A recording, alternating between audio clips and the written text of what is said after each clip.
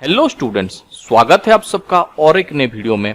तो बच्चों, हम लोग पढ़ रहे थे स्टैंडर्ड 7 का chapter physical and chemical changes और ये इसका लास्ट टॉपिक है और जो कि है क्रिस्टलाइजेशन। तो बच्चों, जब भी हम लोग एक क्रिस्टल्स का बात करते हैं, क्रिस्टल्स क्या होते हैं और ये क्रिस्टल्स जब भी हम लोग बात करते हैं तो आपके दिमाग में कुछ फिगर्स आते होंगे या फिर आप लोग नॉर्मली क्रिस्टल किसे कहते हो, जैसे कि सॉल्ट हो गया या फिर हमारे पास शुगर हो गया। ये सारे के सारे क्या होते हैं बच्चों, कुछ क्रिस्टल्स होते हैं। और ये क्रिस्टलाइजेशन प्रोसेस में हम लोग पढ़ने क्या वाले हैं, क्रिस्टलाइजेशन प्रोसेस में हम लोग ये पढ़ने वाले हैं कि इसका प्रोसेस क्या होता है या फिर ये एक कैसा प्रोसेस है। तो ये एक ऐसा प्रोसेस है जहां पे हम लोग नॉर्मली लिक्विड से सॉलिड को सेपरेट करते हैं, या फिर जैसे कि हम लोग स्टैंडर्ड 6 में पढ़े हैं कि क्या पढ़े हैं, जैसे that learn the salt can be obtained by the process of evaporation. क्योंकि सी का वाटर या फिर समंदर का पानी जो होता है उसके अंदर सॉल्ट प्रेजेंट रहता है, बट वो हमें दिखते नहीं। बट हम लोग कुछ ऐसा प्रोसेस करते हैं जिससे कि हम लोग का सॉल्ट को हम एक्सट्रैक्ट कर पाते हैं। तो ये जिस प्रोसेस में किया जाता है या फिर सॉल्ट के क्रिस्टल जिस प्रोसेस से निकाला गया या फिर शुगर के क्रिस्टल जिस प्रोसेस से निकाला गया, उसी पर्टिकुलर प्रोसेस को ही हम क्रिस्टलाइजेशन बोल के कहते हैं।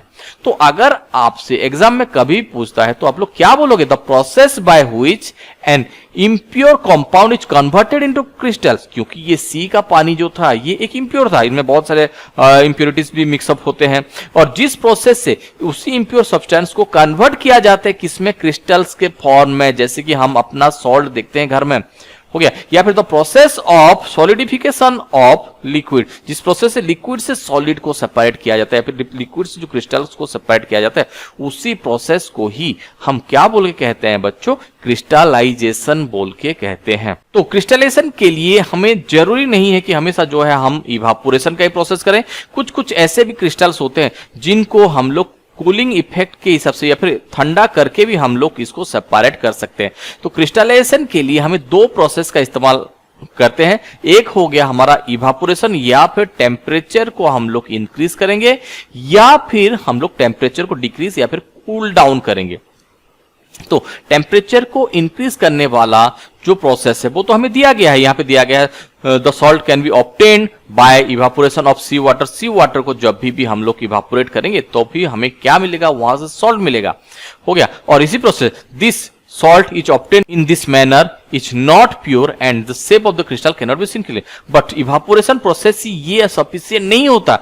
किस लिए, क्योंकि जिस हिसाब से सॉल्ट हमें देखने के लिए मिलता है ये सिर्फ और सिर्फ इवापोरेशन प्रोसेस से नहीं मिलता, बट जिस प्रोसेस को इस्तेमाल करके however the large crystals of pure substances can be form from their solution, this process is called crystallization. जिस प्रोसेस से हम सॉल्ट के क्रिस्टल्स या फिर प्योर सॉल्ट के जो क्रिस्टल्स को सेपरेट करते हैं उसी प्रोसेस को ही हम लोग क्या बोल के कहते हैं बच्चों, उसी प्रोसेस को हम क्रिस्टलाइजेशन बोल के कहते हैं। एंड रिमेंबर वन थिंग, ये जो क्रिस्टलाइजेशन प्रोसेस है बच्चों ये एक फिजिकल चेंजेस है, क्योंकि यहां पे किसी भी तरह का न्यू सब्सटेंस का फॉर्म नहीं हो रहा है, कुछ भी नया नहीं बन रहा था। सॉल्ट वाटर से बस सॉल्ट ही निकला, कुछ भी नया सब्सटेंसेस नहीं है। तो ये तो था हम लोग टेम्परेचर इंक्रीज करने के बाद। और भी एक एक्टिविटी के हिसाब से हमें दिया गया है कि हम लोग ठंडा करके किस हिसाब से क्रिस्टल्स को सेपरेट कर पाते हैं। तो चलिए देखते हैं एक्टिविटी 6.9। ये भी हमें क्या टीचर्स के प्रेजेंस में करना है, क्योंकि हम लोग यहाँ पे सल्फ्यूरिक एसिड का इस्तेमाल कर रहे हैं, अलोंग विद दैट हम